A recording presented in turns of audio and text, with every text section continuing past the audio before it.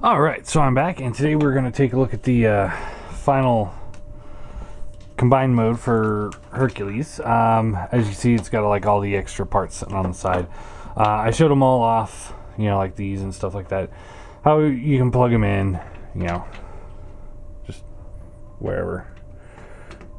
You can either leave them on or take them off for combined mode. While they're in vehicle mode, you can store pretty much all the accessories. The hands can fit there. This can fit on Mixmaster. The wings can go on Scrapper. However you want to do it. We're going to, but I just want to show them all off in vehicle mode to start off with, so that you can see, they all do definitely look like the Constructicons. It does look nice, but they do definitely still look like toys. They're not high-end collectibles by any means. So we're going to start off by combining the guns to make the big gun. Okay, so I like to start with the handle here, and you want to get this piece, plug in just like so. Then you get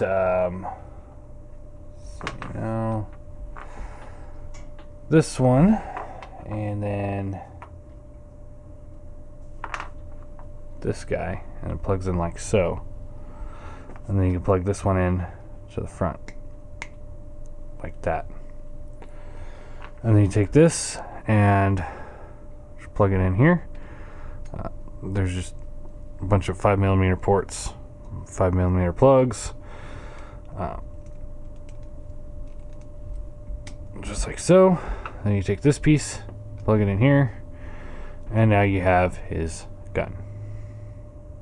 It looks okay. It's decent. I think Giant did do a better job of making the gun look like a big gun, whereas this definitely looks like a bunch of little guns stacked together. And then of course he's got the clear one. Now the clear one has tolerance issues, like this doesn't plug in very well. So this, I think they designed this to go with like the Energon combiners, because they all had clear accessories, clear hands, clear feet, and stuff like that. So I think that's kind of like, if you're putting him in with those guys, then you could use this to make it kind of match, which is, as of now, would be a stupid idea, just straight up stupid idea, because of all the combiners that are out now. When this was first coming out, the only other combiners really were this Energon combiners. There wasn't a whole bunch of other combiners floating around, so this was definitely the only option that we had. And to put it with those guys, it made sense. So it made sense at the time. It's just kind of a waste now, I think. I would have preferred just a second purple gun to give them each two pistols for each combined, or each figure. But it is what it is. Then you want to take the wings here. There's a 5mm port right there. You want those on the outside. Take this one, plug those in, and there you go. And there's a little Reaper label added for Decepticon logo. But underneath, it's just it's a grating underneath. I can't get this off, otherwise I'd show you. But it's just a grating, and that's one thing I really wish third parties would be consistent with, is leaving a big spot. Like I would have preferred this whole section here, just a flat spot, smooth flat spot that you put a logo on. I think that's one thing that they really need to start doing. Just make sure that there's a place, maybe even indented in, like a poly here. It's like, yeah, you can put it right on his chest, but wouldn't it have been kind of cool if this was just kind of, a section of this was just kind of indented or bumped out a little bit, just so that you'd know where to put it and what size would look the best. I think that'd be cool. Help you keep the logo straight if you're just doing them on your own, as opposed to doing repro labels. Anyway, moving on. Alright, so let's get this guy in combined mode, shall we? So first thing you want to do is pull this piece out, and then it rotates around like so, and then it comes back up, and then this piece will kind of cradle it. It doesn't hold it as well in this format as it did originally. As you can see, it kind of cradles it a lot better, but we don't want that to be all rolly. And again, these purple pieces are Reaper labels. This wasn't all green barrel to begin with, and that's pretty hideous. And then you want to take the front of the cab here, and this will just fold up.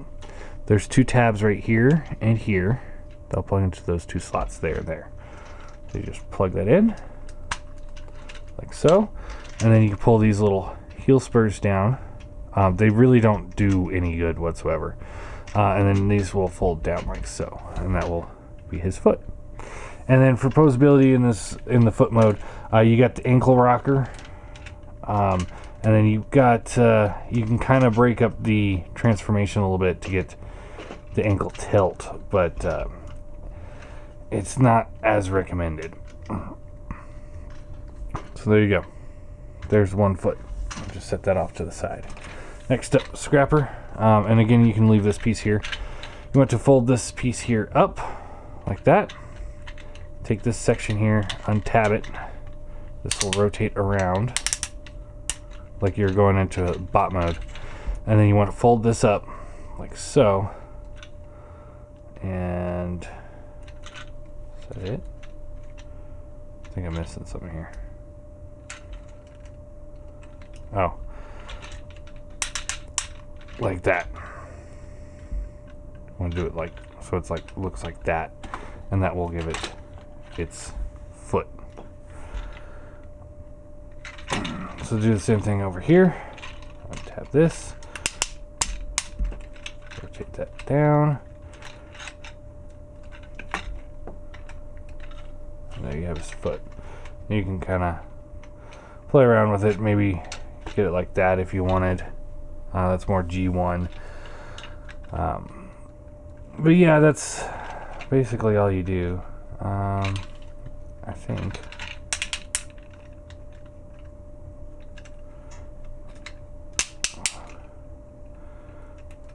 Oh, there we go. So yeah, it is like bot mode, and you just fold the arms straight up like this. Sorry. My bad. I wish these would like maybe squeeze in a little bit to help lock these into place. Something, anything, because these are just on those swivels, so they just rotate.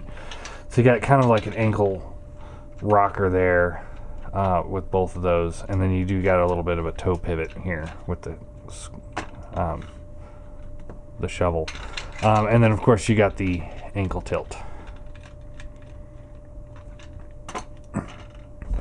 We'll do Bone Crusher next. Now this is where the transformations, undo the the shovel here, and this is where I think this guy is really, really clever.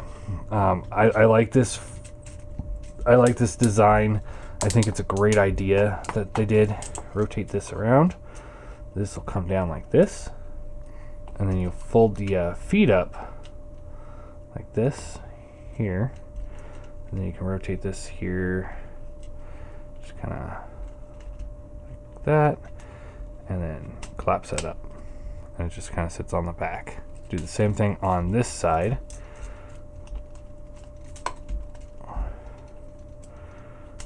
Now with the Rage of Hercules upgrade kit, which I don't have, and I really don't want, to be honest, you leave the treads up here, and then it has an extender to make it work, and then it has different forearms that you just plug in. I really like this idea. I think this looks great.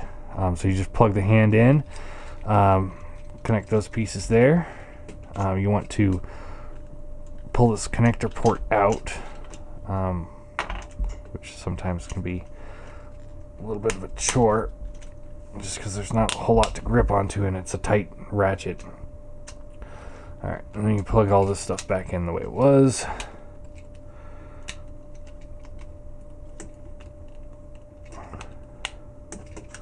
Just like so. Just kind of keep that out of the way the best you can. I like to turn the head around if you can. No, it's not gonna let me. Oh well. Just because you get that visible head syndrome right there going on.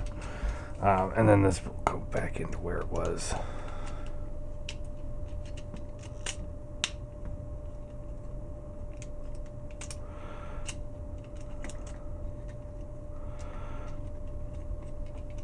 And there you go. And then posability for the arm, you're going to have the ratchet up here, but we'll get into that once we get them combined. But you got the bicep swivel that's on a ratchet. It's kind of a loose ratchet, so it's almost no point to it. It's got elbow bend ratcheted. Arm, the hand is only attached by a 5mm port, which is really unfortunate. Kind of wish there was a little bit higher quality of a joint there. But you got a little bit of a swivel here, and then it does rotate all the way around. Each finger has 2 points of articulation, which just hinges. The thumb is on a ball joint, and then there is a hinge right there. So this is pretty much a really good posable hand going on here. So you set that off to the side. Do him next. I like to just take the scoop off, just to make it my life a little bit easier as I'm doing this. So you pull these out, just like you did with the other one. Rotate this down. This will rotate out like so. And then, just like the other one, you want to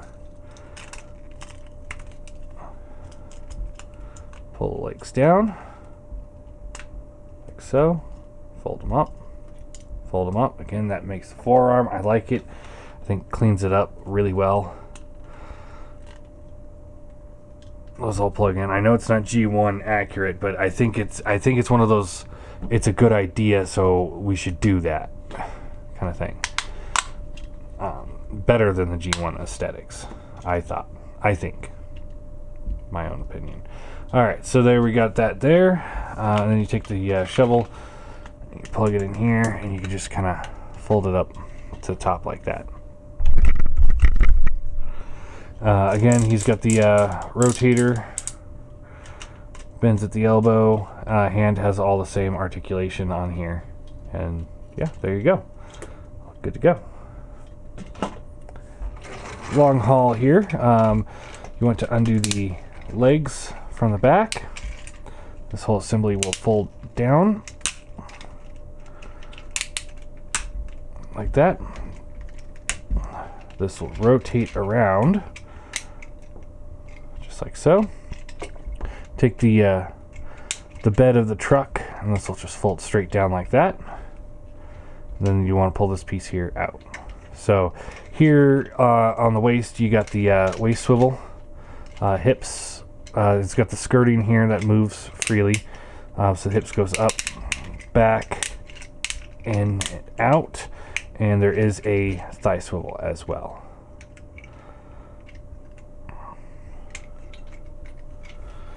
And then this, you want to fold this down just to kind of keep it out of the way. And then a hook here. We'll pull this off just to make our lives easier again. You want to snap this in half. This will fold around. And let's see, we need to, yeah, the inside ports need to get pulled down. So they just go straight down and straight down. And again, he's got these other ports on these sides that don't really connect to anything. So I don't know what those are about, but you know, whatever. It is what it is. So this will fold around, and I wish they would have put it like a 5mm port. I mean, they're so crazy on the 5mm ports. I wish they would have put one here that would plug in over here. But instead you get this kind of a loose joint here. Then you flip this little gray piece here out, and that will tab in. And that's the only thing that really holds this section together. It'll plug into long haul, and that'll hold it together too, but I just wish there was just something else. The wing does not count. Rotate the head around, and this will fold up, tabs into place, flips up, and then we want to swivel these joints here out. just like so. Now, posability on this one, his head's on the ball joint, left and right, up, all the way up, down. So pretty good posability. That's really it. Now, this came with the Bone Crusher figure, and this is a visor. So if you don't like the eye look, which I'm not the biggest fan of, you can just take that and plug that on, and he's kind of got the visor look going on. It's not the greatest. I wish it would just came with an alternate head, but I think the Rage of Hercules comes with that. Alright, so now to combine it, you just want to line these ports up and just plug those in, just like so. This piece here will just kind of rotates around, and there are hypothetical tabs in there that it'll plug into, but I've never gotten it to work really well. It just it's kind of almost like a floater piece. So there's that. Pretty simple, and yeah, it holds together pretty well. Then we want to take this section here, and this will rotate to the side like that. So the port's on this side, and then you can take this and plug this in, just like so. And you could use that as a weapon, I believe, if you want to, but I'm never going to do that. Alright, so you take this arm and just plug it onto the port, if you can.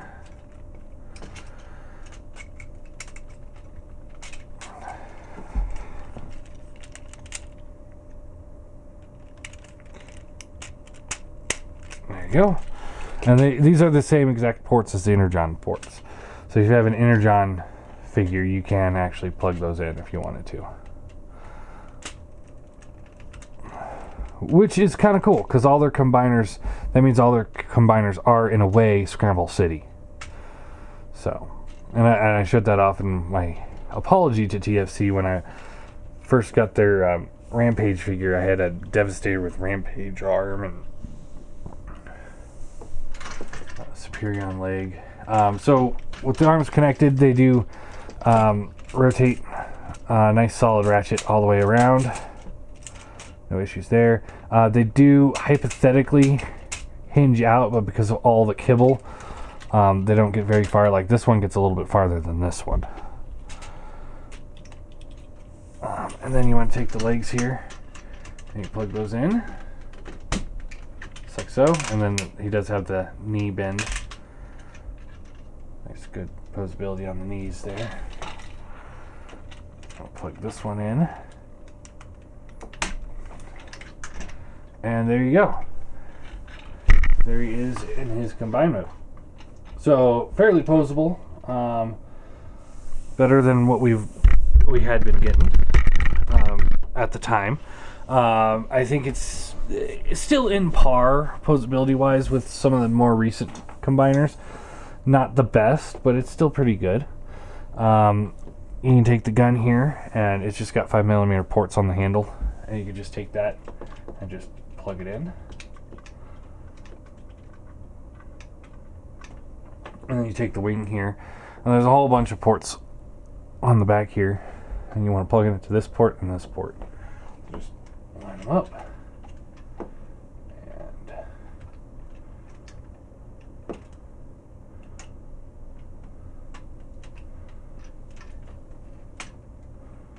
And there you go. And there you go. There he's in his combine mode. As far as the shake test goes, he doesn't hold together as well as I'd like, so I will do that at the end of the video. But yeah, I think he looks pretty good. Nice, good heft to him. You got some upgrade options available for him, and he does definitely, even though he doesn't have that the treads here, because the treads are the forearms, which again, I really think that's a great idea. He really does have the look of Devastator. You look at this and you're like, oh, that's Devastator. You look at Giant in Giant mode and you say, oh, that's Devastator as well. But for size comparison, here he is with the Seeker. And depending on what episode you're watching, this either scales perfectly or horribly. Hard to say. Here he is with Classics Prime. Same situation. Now, if you want to go with like the bigger end on the combiners in the cartoon accuracy, like if this was actually Optimus Prime, this actually would scale. That's a pretty close to scale right there. But then again, we're talking about, you know, Ultra Magnus was able to take two of the limbs and pound them together. That's a pretty popular picture that's floating around on Facebook these days. And here he is with Apollyon. And this is where I have to say this doesn't work as well. Because, yeah, he's bigger than Megatron, but not by much. And it kind of really does take away from the aesthetics. Because he's supposed to be huge. So that does not work. I really wish I still had Warbitron. Thought I was going to get him back by now, but yeah, long story on a bad deal. But yeah, so yeah, I guess it really depends on what you're going for. If you're looking at toy scale accuracy, Devastator was never that much bigger than Megatron. So this is actually pretty close to being in scale. Predaking was a lot bigger, but Predaking was also still only about yay tall. The original G1 Predaking, anyway. And then